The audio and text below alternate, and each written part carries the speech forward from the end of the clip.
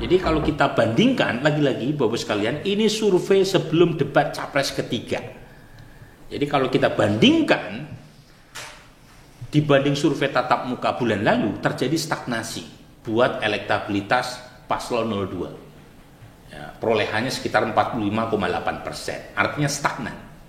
Sementara ada dinamika positif buat Anies Baswedan, naik dari 22,8 ke 25,5% kalau saya bulatkan.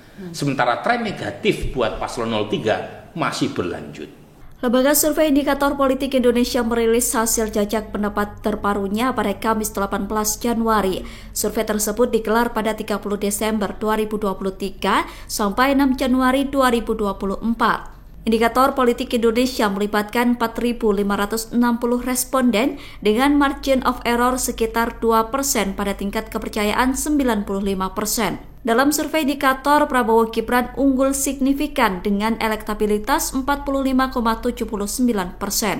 Sedangkan posisi kedua ditempati Anies Muhaimin dengan 25,47% dan Ganjar Mahfud di posisi ketiga 22,96%. Untuk pertama kali dalam survei indikator politik Indonesia, Anies berhasil mengalahkan Ganjar. Anies terus mengalami tren kenaikan sejak debat pertama Pilpres digelar. Sedangkan Prabowo cenderung stagnan meskipun unggul signifikan. Berdasarkan survei tersebut bisa diambil kesimpulan jika Pilpres 2024 belum tentu berlangsung 1 atau 2 putaran. Namun jika Pilpres berlangsung 2 putaran, Prabowo Gibran berpeluang besar lolos. Tetapi pesaing Prabowo Gibran di putaran kedua belum bisa diprediksi. Sementara itu dalam survei yang dilakukan Indonesia Political Opinion atau IPO, Prabowo Gibran juga unggul signifikan. Prabowo Gibran meraih 42,3%, disusul Anies Muhaimin di posisi kedua dengan 34,5%. Sedangkan Ganjar Mahfud di posisi ketiga mendapat elektabilitas 21,5%. Survei tersebut dilakukan pada periode 1 sampai 7 Januari 2024 dengan melibatkan 1.200 responden. Margin of error dari survei itu sebesar 2,5% dengan tingkat kepercayaan 95%. Ini berdasarkan simulasi surat suara. Jadi kalau kita bandingkan, lagi-lagi Bapak sekalian, ini survei sebelum debat capres ketiga. Jadi kalau kita bandingkan, dibanding survei tatap muka bulan lalu, terjadi stagnasi buat elektabilitas paslon 02. Ya, perolehannya sekitar 45,8%, artinya stagnan. Sementara ada dinamika positif buat Anies Baswedan, naik dari 22,8 ke 25,5% kalau saya bulatkan. Sementara tren negatif buat paslon 03 masih berlanjut. Nah, ini kesimpulannya begitu.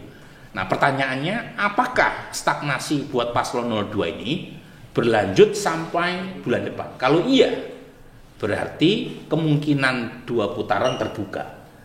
Tapi kalau misalnya terjadi kejadian luar biasa, nah, ini hints saya ya, karena nanti kita akan rilis lagi yang survei telepon, itu berarti kemungkinan 1 putaran masih terbuka buat paslon 02. Yang bisa saya simpulkan dari data ini adalah 1 putaran belum tentu, 2 putaran juga belum tentu, tetapi kalau terjadi 2 putaran, kemungkinan besar paslon 02 yang lolos. Yang belum clear adalah siapa yang menemani Pak Prabowo Gibran jika terjadi 2 putaran. Itu belum clear. Karena paslon 01 dan 03 punya peluang yang secara statistik sama. Meskipun secara absolut Anies Baswedan lebih besar peluangnya untuk masuk putaran kedua mendampingi Pak Prabowo. Tapi lagi-lagi 1 putaran masih terbuka kemungkinannya, tergantung konstelasi yang terjadi 1 bulan terakhir. Next. Nah, sekalian bisa cek di situ. Saya tidak akan menjelaskan secara terperinci, tapi yang menarik kalau Bapak sekalian bisa cek alasan-alasan memilih capres cawapres buat Pak Prabowo itu, alasan yang paling pertama adalah tegas, berwibawa, berlatar belakang militer, itu 24,8%. Alasan Download Tribun X sekarang. Menghadirkan lokal menjadi Indonesia.